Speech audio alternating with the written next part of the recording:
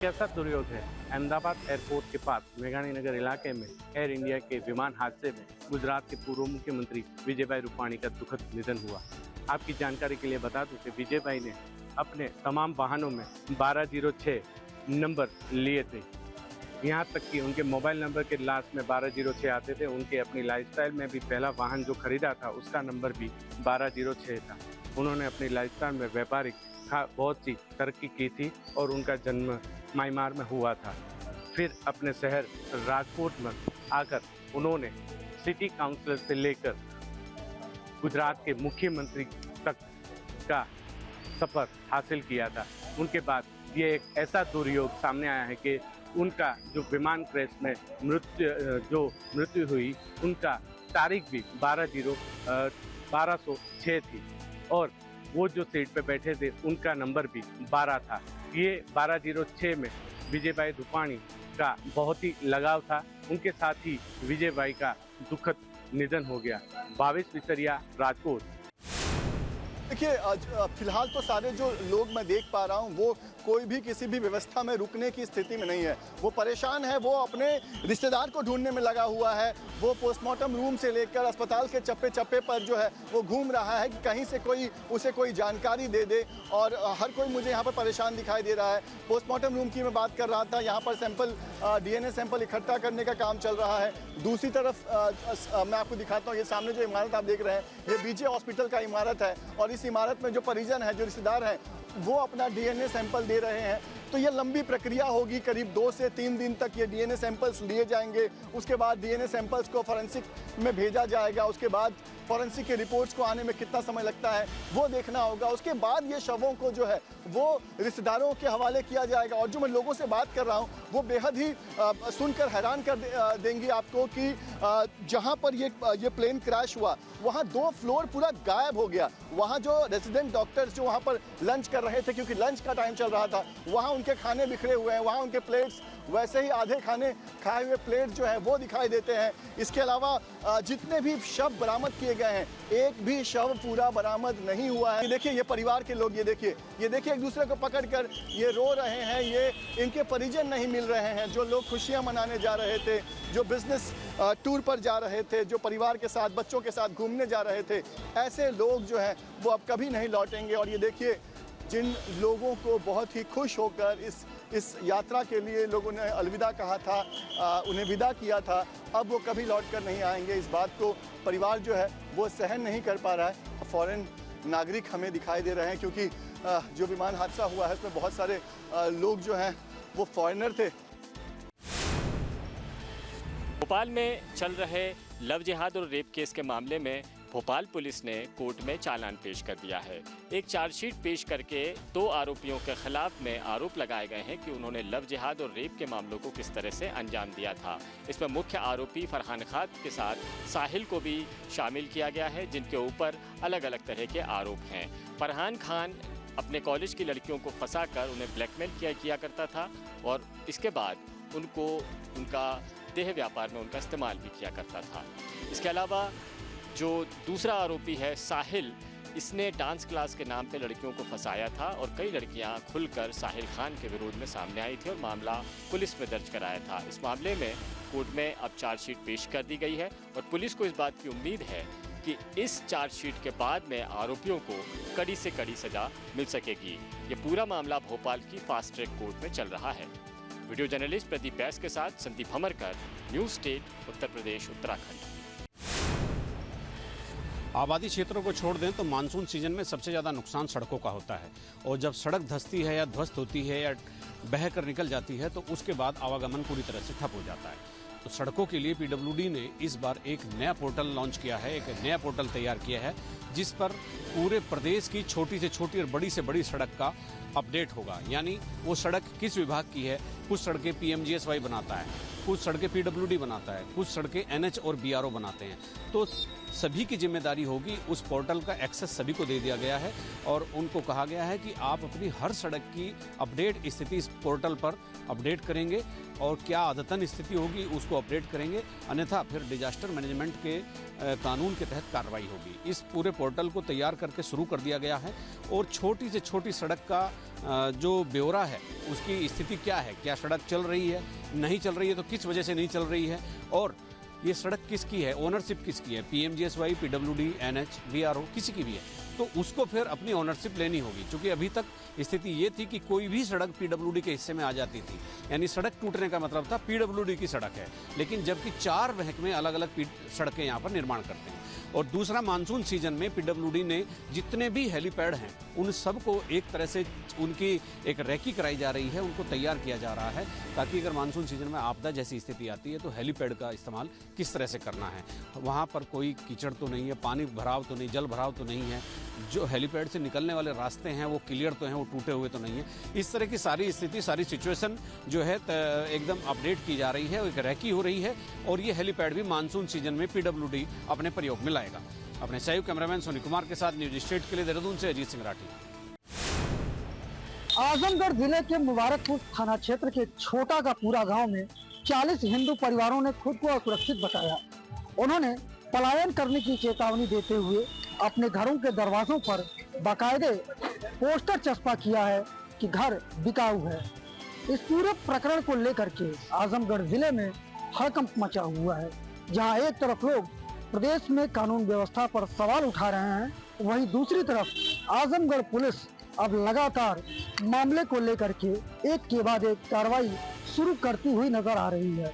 इस मामले में कुछ लोगों की गिरफ्तारियां भी हुई हैं और कुछ लोगों की धरपकड़ की जानी बाकी है। सोशल मीडिया के विभिन्न प्लेटफॉर्म पर थाना मुबारकपुर के ग्राम बंभौर में एक समुदाय के कुछ लोगों का पलायन की खबर चलाई जा रही है। इस संबंध में अवगत कराना है कि गांव में सभी लोग आवासित हैं, सभी लोग अपने अपने घरों में मौजूद हैं। गांव में पर्याप्त मात्रा में पुलिस बल का व्यवस्थापन है, पूरी तरह से शांति और सुरक्षा व्यवस्था मौजूद है। यह भी अवगत कराना है कि पूर्व में 3 तारीख को 2 समुदायों के मध्य मारपीट की जो घटना घटित हुई थी, उसमें जो मुकदमा पंजीकृत किया गया था, इसमें नामजद और जो अज्ञात लोग हैं उनकी गिरफ्तारी लगातार की जा रही है। फिलहाल मौके की नजाकत को देखते हुए क्षेत्र में पुलिस व्यवस्था की तैनाती कर दी गई है। देखना यह होगा कि अब इस पूरे प्रकरण में आने वाले समय में किस तरह से आजमगढ़ की पुलिस उन हिंदू परिवारों के दिल में दोबारा से यह उम्मीद जता पाती है कि वह अपने गांव, अपने आवास पर सुरक्षित हैं।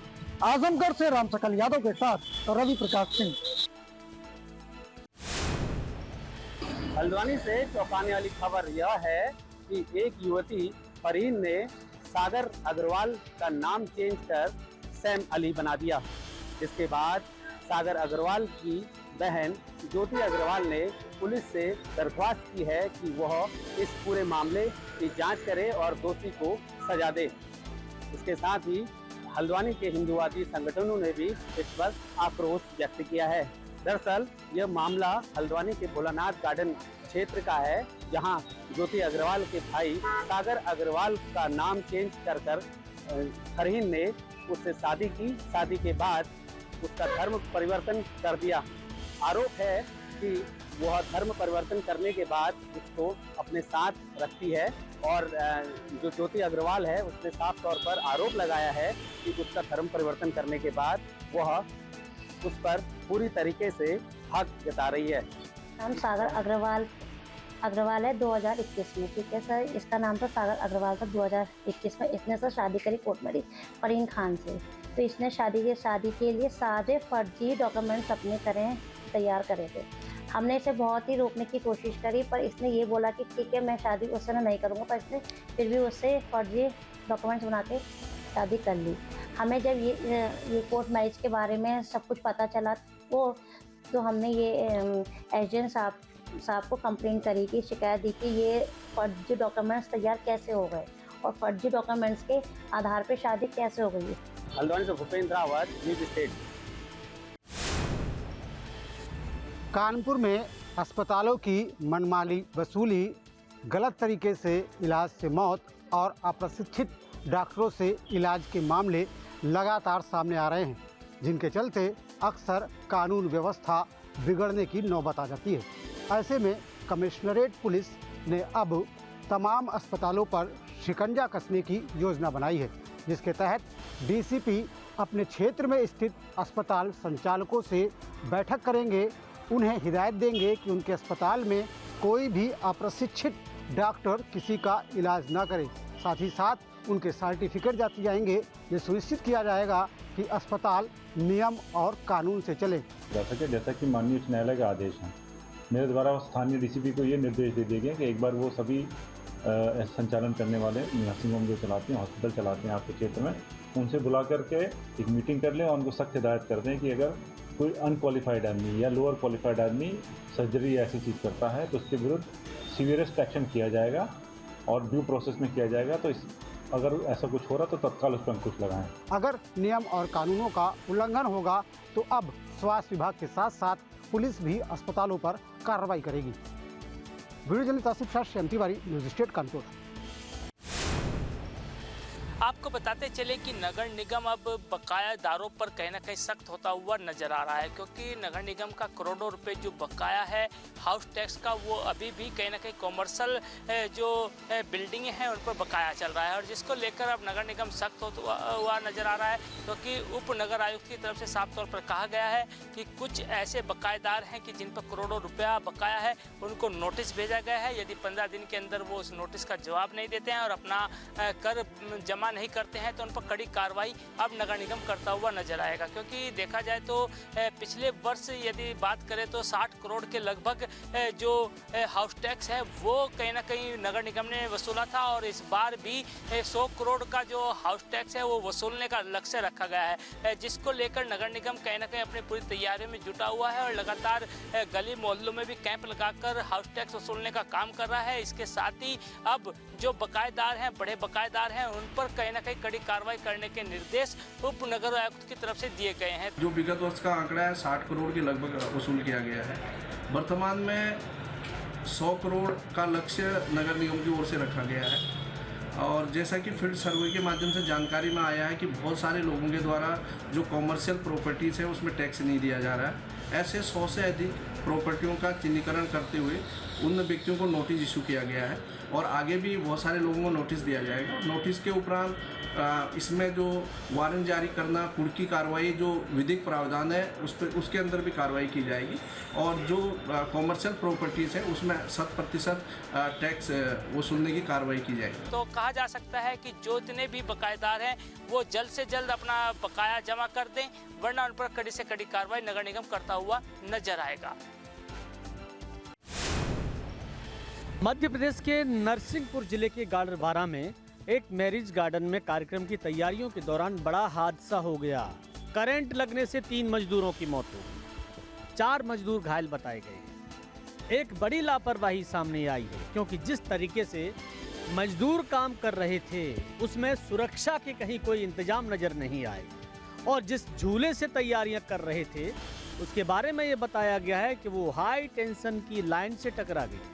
ऊपर लाइन निकली हुई थी और उसी दौरान मजदूर उस पर चढ़े हुए थे, तार हिला और झूले से टकरा गया। मौके पर ही मौत हो गई मजदूरों की। एक लापरवाही को लेके शासन की ओर से आर्थिक सहायता की बात कही गई है, लेकिन लोगों की जिंदगी इतनी आसान नहीं होती। सावधानी से काम करने की जरूरत है, सुरक्षा भी चाहिए।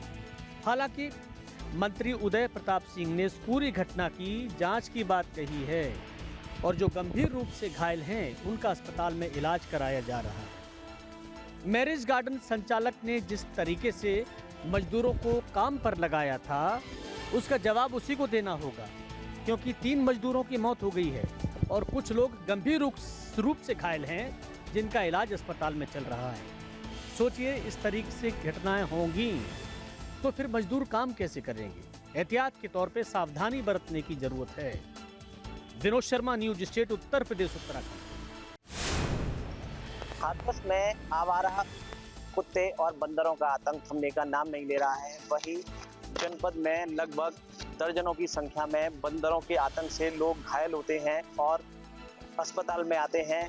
इस वक्त मौजूद हैं हम अस्पताल में, जहां मरीजों की संख्या लगभग दर्जनों भर रोज देखने को मिल रही है, क्योंकि जिस तरह से देखा जा रहा है कि नगर पालिका परिषद ने हजारों रुपया खर्च करके इन बंदरों के आतंक को रोका था, लेकिन यह बंदरों का आतंक कहीं रुकने का नाम नहीं ले रहा है। क्योंकि यहाँ तो कहीं ना कहीं इन बंदरों के आतंक से लोग परेशान हैं, क्योंकि यह भी देखा जा रहा है कि जब लोग घर से बाहर निकलते हैं तो इन बंदरों की वजह से वह अपने घर से बाहर नहीं निकल पाते हैं। इधर तो गर्मी का प्रकोप लगातार बढ़ रहा है और यह भी देखा जा रहा है कि कुत्तों का भी आतंक लगातार गर्मी के प्रकोप को देखते हुए बढ़ रहा है, क्योंकि जिस तरह से बताया गया था कि टेम्परेचर बढ़ने के कारण कुत्ते पागल की अवस्था में आ जाते हैं, तो उसी तरह से बंदर भी अपना आतंक दिखाए हुए कहीं मान नहीं रहे हैं।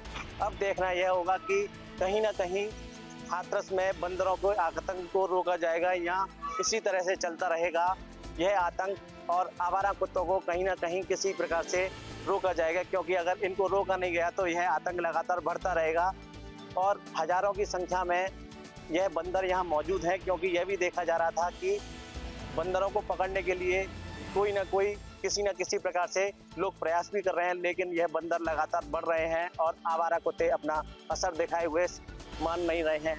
दूसरी तरफ गर्मी लगातार टेम्परेचर बढ़ा हुआ है और यहाँ जनता भी परेशान है, क्योंकि यह देखा जा रहा है कि एक तरफ तो सूर्य का प्रकोप और दूसरी तरफ बंदरों का आतंक कहीं ना कहीं लोगों को परेशानी में डाल रहा है। मैं न्यूज स्टेट मयंक वशिष्ठ, हाथरस। लखनऊ के साइबर थाने और लखनऊ पीजीआई की पुलिस ने एक ज्वाइंट ऑपरेशन किया। इसमें एक ऐसे गिरोह को पीजीआई थाना क्षेत्र से गिरफ्तार किया गया है जो लोगों को अन्ना रेड्डी ऐप के माध्यम से इन्वेस्टमेंट का लालच देता था। पहले पैसा उनसे अपने खाते में ट्रांसफ़र कराता था और बाद में उनके खाते को ब्लॉक कर देता था। इस पूरे गिरोह का टारगेट ज़्यादातर साउथ के लोग रहते थे। हालांकि दुबई के साथ सिंगापुर, तमाम ऐसे देशों से इनका नेटवर्क जुड़ा हुआ था। लखनऊ में पीजीआई इलाके में बाकायदा इन्होंने पेंटा हाउस ले रखा था और उसमें ये तमाम गतिविधियां अपनी चला रहे थे। जब भी ये किसी के खाते से पैसा ट्रांसफ़र करते थे, उसे जल्दी से बहुत सारे खातों में 1 बाय 1 सर्कुलेट किया जाता था, ताकि जब तक पुलिस सक्रिय हो उस पैसे को निकाल लिया जाए। तो इस गिरोह को पुलिस ने पकड़ा है और बड़े खुलासे इस गिरोह की गिरफ्तारी के बाद होने वाले हैं और अन्ना रेड्डी ऐप के माध्यम से साउथ के कई लोगों को इसका टारगेट वर्क किया गया और उनके जो इन्वेस्टमेंट के नाम पर उनकी रकम को हड़प लिया गया। लखनऊ से पकड़ना के साथ निखिल शर्मा, न्यूज स्टेट उत्तर प्रदेश। शुक्रवार को उत्तराखंड के कई इलाकों में हुई झमाझम बारिश ने यहां के मौसम का मिजाज बदल दिया है। हरिद्वार, लक्सर, रुड़की और नैनीताल जिले सहित कई इलाकों में हुई बारिश के चलते लोगों को गर्मी से राहत देने का काम किया है। मौसम विभाग की माने तो आने वाले दिनों में प्रदेश के जो पर्वतीय इलाके हैं, चमोली और रुद्रप्रयाग सहित कई क्षेत्रों में भारी बारिश के चलते ऑरेंज अलर्ट जारी किया गया है। इसके अलावा प्रदेश के पिथौरागढ़ और चंपावत सहित कई ऐसे इलाके हैं जहां पर भारी बारिश की संभावनाओं को देखते हुए येलो अलर्ट भी जारी किया गया है। साथ ही मौसम विभाग की माने तो उन्होंने हरिद्वार, उधम सिंह नगर में तेज हवाओं के साथ बारिश की संभावनाएं भी व्यक्त की हैं, जिससे माना जा सकता है कि आने वाले दिनों में अब मौसम की जो सुहाना बना रहेगा। साथ ही साथ मौसम विभाग की माने तो आने वाले 18 जून तक प्रदेश के अधिकतर जिलों में यही मौसम रहने वाला है और बारिश की संभावनाएं लगातार बनी रहेंगी। हालांकि मौसम विभाग का दावा है कि 18 जून तक जो मानसून की रफ्तार है, यानी कि बरसात है, वो धीमी रहेगी और उसके बाद जो रफ्तार है वो बढ़ सकती है। न्यूज स्टेट के लिए हरिद्वार से महावीर नेगी। पूर्वांचल में भीषण गर्मी और तपिश के बीच नदियों में भी इसका असर हुआ है। तस्वीरों में आप देखिए कि ये मिर्जापुर में गंगा की स्थिति किस तरीके से बिल्कुल सूखी हुई नजर आ रही है। पूरा का पूरा गंगा नदी मिर्जापुर में आप देखेंगे तो रेत में तब्दील हुई दिखाई देगी। सिर्फ कुछ जगह पानी के कुछ आपको नज़ारे दिख जाएंगे। इसके अलावा पूरी गंगा नदी रेत में तब्दील हो गई है। गर्मी का असर इतना है कि एक तरफ तो पारा 44 डिग्री को पार कर रहा है, तो दूसरी तरफ जो नदियां हैं वो भी लगातार सूखती जा रही हैं। मिर्जापुर की ये तस्वीर देखिए कि किस तरीके से गंगा नदी सूख गई है। सिर्फ रेत के अलावा कुछ भी दिखाई नहीं दे रहा है। आलम यह है कि कोई भी पैदल गंगा नदी को पार कर सकता है। स्थितियां इतनी बदतर हो गई हैं कि आप जो यहाँ पर हंस देख सकते हैं, बगुले देख सकते हैं, वो पानी पीने के लिए किस तरीके से गंगा में पानी खोजती हुई नजर आ रही हैं। तो ये वो तस्वीर है जो दर्शाती है कि गर्मी का असर किस तरीके से पूर्वांचल में हो रहा है और ग्राउंड वाटर लेवल किस तरीके से नीचे जा रहा है। और यही कारण है कि मिर्जापुर में गंगा नदी किस तरीके से रेत में बदल गई है। चारों तरफ सिर्फ गंगा नदी के नाम पर रेत ही रेत दिखाई दे रहा है। एक तरफ भीषण गर्मी है तो दूसरी तरफ गंगा नदी जिस तरीके से सूख रही है उससे तेजी से ग्राउंड वाटर लेवल भी नीचे जा रहा है। वीडियो जर्नलिस्ट शिवम मिश्रा के साथ सुशांत मुखर्जी, न्यूज़ 8 मिर्जापुर। ताजनगरी आगरा में गर्मी अपने चरम पर है। आसमान से आग के गोले बरस रहे हैं। तस्वीरें मैं आपको दिखा देता हूँ। देखिए, संजय परेश की तस्वीर देख लीजिए। ये वो बाजार है जहाँ पर भीड़ रहती है, लेकिन इस समय आप रास्ते देख सकते हैं कि सड़कें सूनी हैं और तमाम लोग जो हैं वो इस गर्मी की वजह से घर से कम ही निकल रहे हैं। और लगातार सलाह भी इस बात की दी जा रही है कि घर से अगर आप बाहर निकलें तो अपने आप को बचाते हुए निकलें, क्योंकि टेम्परेचर तापमान जो है वो 45-46 डिग्री तक पहुंच चुका है। और ऐसे में लोग कहीं ना कहीं, जैसा कि मैं लगातार आपको तस्वीरें रोज़ाना दिखा रहा हूँ, कि शीतल पेय पदार्थ पी रहे हैं, नारियल का जूस पी रहे हैं, अपने आप को बचाने की कोशिश करते हैं। और ख़ास फ़ायदेमंद भी रहती है। अगर तरोताज़ा की बात की जाए तो इस गर्मी में अगर आप नींबू पानी पीते हैं, नारियल पानी पीते हैं तो कहीं ना कहीं थोड़ी सी राहत मिलती है। लेकिन गर्मी कैसी है कुछ लोगों से जान लेते हैं। क्या आलम है इस समय गर्मी? गर्मी का भाई साहब इस समय तो बहुत ही बुरा आलम है। और इतनी गर्मी पड़ रही है कि हर 10 मिनट बाद कोई ना शीतल पेय पीने की ज़रूरत पड़ रही है। 10 मिनट चलो और 10 मिनट के बाद ही शीतल जल पीना पड़ रहा है। यहाँ पर भी तमाम, यहाँ पे अब मैं दिखा देता हूँ आपको। ये देखिए कि सभी तरीके से गर्मी में से बचने के लिए जो उपाय किए जाते हैं वो कि क्या क्या मिलाते हो शिकंजी में? शिकंजी में नींबू मिलाते हैं और जीरा मसाला मिलाते हैं, लेमन सोडा है। सोडा आराम मिलता है, राहत मिलती है। राहत मिलती है, पेड़ के नीचे बहुत आराम है सर। तमाम लोग हैं, अपनी अपनी बात है। लेकिन अगर देखा जाए तो ताजनगरी आगरा में इस समय गर्मी जो है वो कहीं ना कहीं लोगों को परेशान कर रही है। वीडियो जर्नलिस्ट मनोज के साथ आगरा से विनीत दुबे, न्यूज़ उत्तर प्रदेश।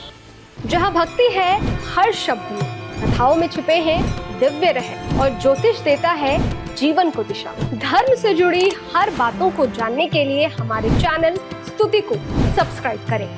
चैनल पर जाने के लिए इस लिंक पर क्लिक करें।